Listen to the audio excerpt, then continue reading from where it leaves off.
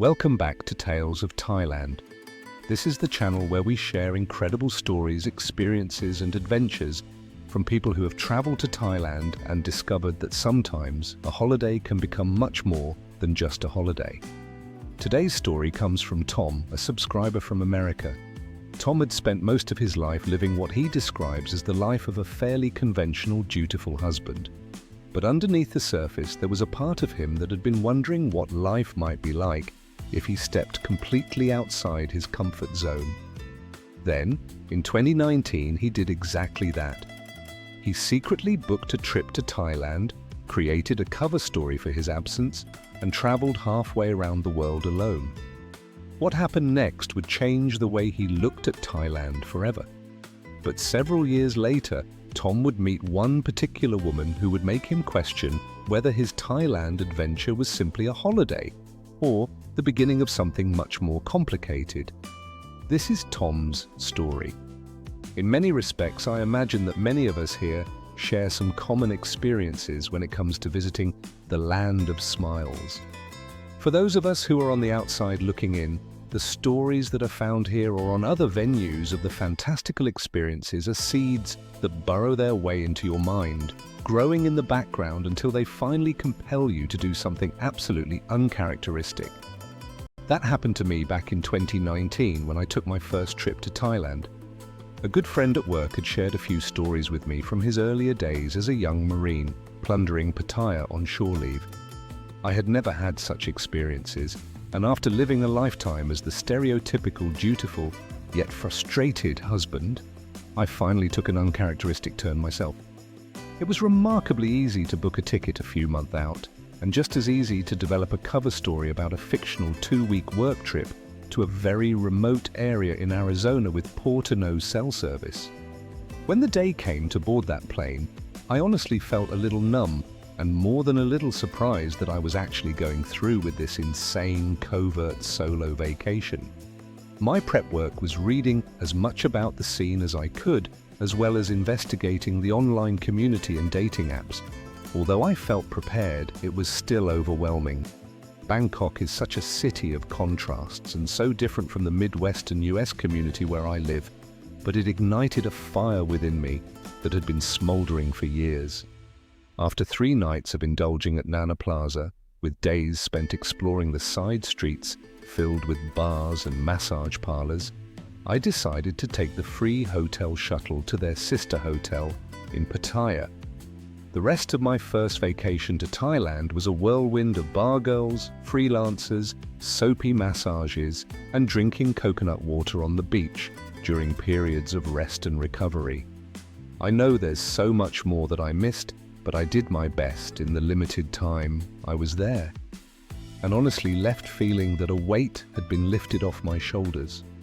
The best description of the experience was that somehow, when I stepped out of the Bangkok airport, I had been transformed into a rock star, and that every woman wanted a piece of me. It was a completely foreign experience, one that I've never had before in my life. Adult Disneyland indeed. Unfortunately, the pandemic burst into the world just a few weeks after I had left, and I spent the next few years soaking in fond memories and vague plans for a return trip. It was during this time that I met someone on one of those damn Thai dating apps, and I was extremely intrigued. At 37 years old, she was quite a bit older than the lovelies that I had indulged during my first trip, but she was unmatched by any of them. And she was still nearly 20 years younger than me. She was a true stunner with a body that put every one of them to shame. Honestly, if I could post a photo or two here, you would be amazed. The only flaw was a large tattoo that covered part of her back and left side, and a boob job that wasn't quite perfect, but both of those could be easily overlooked. Although I'm pretty sure that at one time she had been a bar girl, for the last few years she had been working as a waitress, cashier, in a family restaurant in Buriram, having returned there to raise her son from a failed relationship with a Thai boyfriend. We spent months chatting online through texts and video calls, and the attraction became too great for me to resist. So in 2022, I again flew halfway around the world, but this time it was to meet one woman, not all of them. Our first visit was brief, Just 4 days, but absolutely overwhelming. She was playing long game with me and treated me like royalty. I've never had a woman be so exciting, so submissive, or so passionate as she was with me. I was staying in one of the nicest little hotels I've ever been in at $30 night, just a few blocks from her house. She loaned me her son's moped so I could explore the area while she worked during the day. In the evenings, I met her family, visited her house, and spent nights with her in total bliss. To say that the girl knew how to push buttons was an understatement. She was a narcotic, and I was that poor chump who just took his first hit. After I returned home to the US, we continued to chat online daily.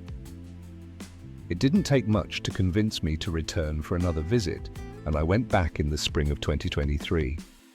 This time she took off a week and we spent it on the beaches of Phuket. You can't imagine how I felt having her hanging on to me the whole time, whispering those sweet little words when we were out in public and nibbling on my lips when we had privacy. I think the second dose of her was even more intoxicating than the first. Never in my life had I been with one of those women who men, and some women, stop and stare as she walks past. Now, it wasn't just me who was the rock star. I was the rock star with the supermodel girlfriend. The week ended, and even as I packed my bags and left her, I knew that it was simply a fling that couldn't continue. I had a real life back home with real responsibilities that won't disappear. I also knew that she looked at me as a potential life raft, someone who might just save her from being stuck as a waitress in rural Thailand. Deep down inside, I knew that she had a past and was probably as cunning a woman as I'd ever met. But I couldn't really blame her. This was the lot that life had given her, and she was trying to make the most of it while maintaining a little self-respect. For all outward appearances, she seemed totally in love with me, but I couldn't shake the feeling that I could easily be substituted for any middle-aged man with a few dollars in his pocket. When I returned home, and after some deep thought, I abandoned the silly fantasies of giving up everything in my life and running off to Thailand to marry her.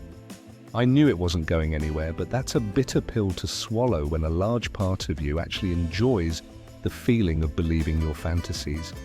So I told her that our lives were just too different and too far apart, and that it wasn't fair to hold her to a relationship where we would only see each other once or twice a year. She understood and took the news very well, perhaps too well for my liking. But we left on good terms, and I felt that reopening that door someday might be possible. Now, almost a year later, I realized that was more of me fooling myself. Messages went from being rare and brief to being unopened and unanswered. In our last exchange, I told her that there was a possibility that I could return for another visit, but her late reply was that it was not a good time. She was just too busy trying to get her new business up and running. It's hard to digest at times, but I'm very sure that she's moved on to someone else, putting the same energy and devotion into spinning that web that she was with me. It's a web that I escaped from, but with quite a few strands still attached. I'm planning another trip back in a month or so, and I'm not sure I'll be able to feel the same high I did with that incredible girlfriend experience that I stumbled into. Will the freelancers or bar girls excite me, or has the bar been raised so high that I won't really enjoy my time like before? Honestly, I don't know. To me, there's definitely an emotional component with really good bedroom action, and I don't feel that with a short timer who constantly checks her phone while moaning, "Oh baby, yes." Regardless, I'm probably destined to wander the Soes and Beach Road, trying to recapture a little of that feeling temporarily. What am I looking for now? Well, they say that the best way to get over what you think is the one is to put at least 10 more good notches in your belt. Maybe I'll find someone who makes me forget about her and the way she could make me shiver when she whispered, "I want you," in my ear. That's my Thailand story. In the entirety, it hasn't been the experience I expected, although it wasn't at all unwelcomed, and in many ways it's been much more overwhelming than anticipated. But that's just me. Your own experience has probably been different. I think it's been a little therapeutic to briefly tell you here. So, what do you think? Was Tom right to end his relationship, or do you think he gave up on something that could have become a genuine future together? Do you think she genuinely cared about him, or do you think Tom was right to question her motives? And perhaps the biggest question of all, have you ever met someone while traveling who completely changed the way you looked at your life? I'd love to hear your thoughts in the comments. And if you've had your own Thailand experience, good, bad, funny, romantic, surprising, or completely unexpected, we'd love to hear your story too. You can send your story to Tales of Thailand, and with your permission, it could become a future episode of the channel. You can also remain anonymous if you'd prefer. If you enjoyed today's story, please hit the like button, subscribe to Tales of Thailand, and share this video with someone who loves Thailand. There are plenty more Thailand stories coming your way. Until next time, thanks for watching and safe travels.